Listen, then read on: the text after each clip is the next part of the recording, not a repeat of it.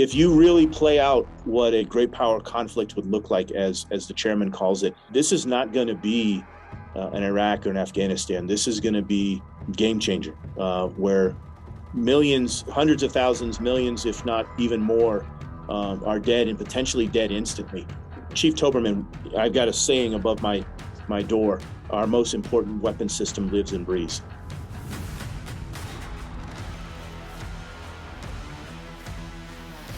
So how does someone like you, in your position with your responsibility and the purpose that you feel, how do you find balance in maintaining all these things? You have to be ruthless with your time, and what I will tell you is, we use the term work-life balance, and that implies 50-50. There is not a single leader in this position, yours, I'd imagine, at all, that can give the same amount of time work in life. What you've got to look at is quality.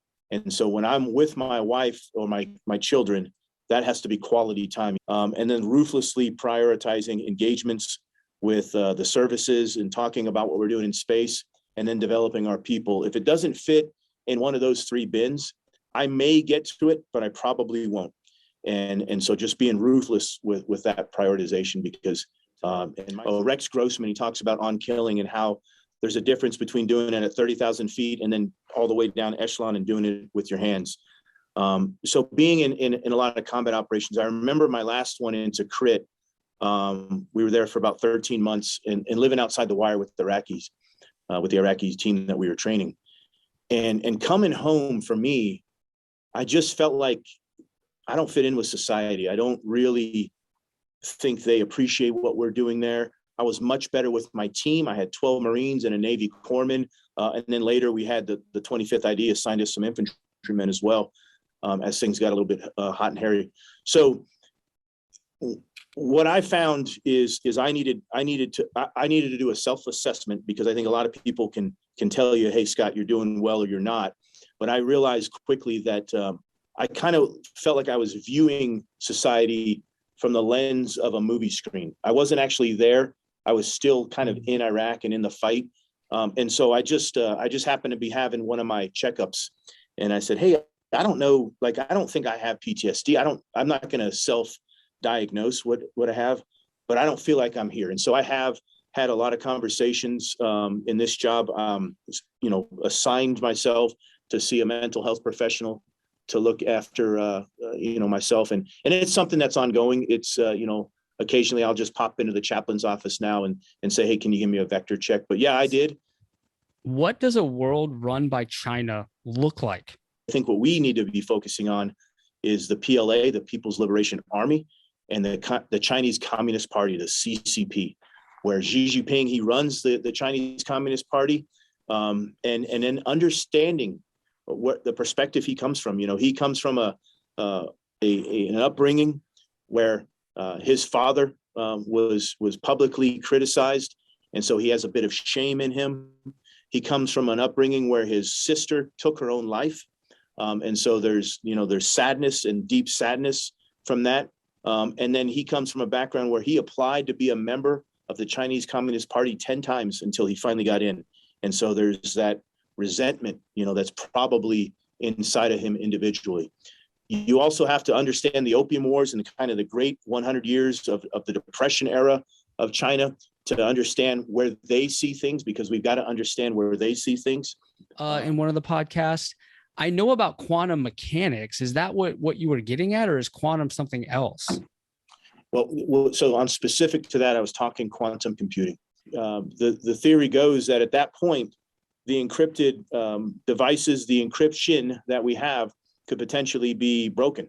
And so that would give an adversary the ability to completely understand everything we're talking about, and potentially, render our indications and warning, the capabilities we have, the communications, the secrets, the classified information we have.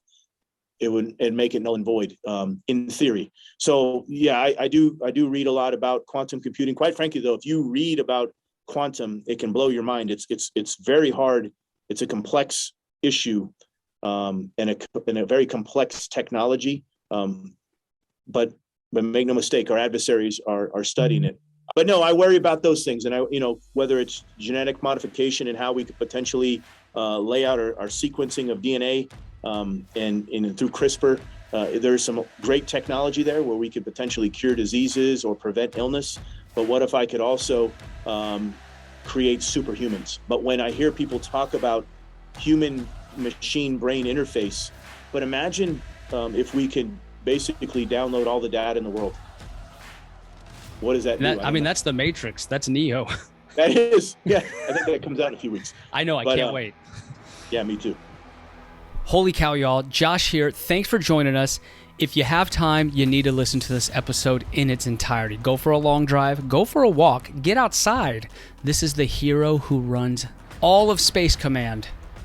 This guy runs the show. Now, your boy loves space, and so I had a plethora of questions, tons of questions, anything your average citizen would ask or want to know, I asked. We talked about his proudest Marine moment, what keeps him up at night, and his favorite airman. We talked about Elon Musk, SpaceX, and what the world would look like if China ran the show.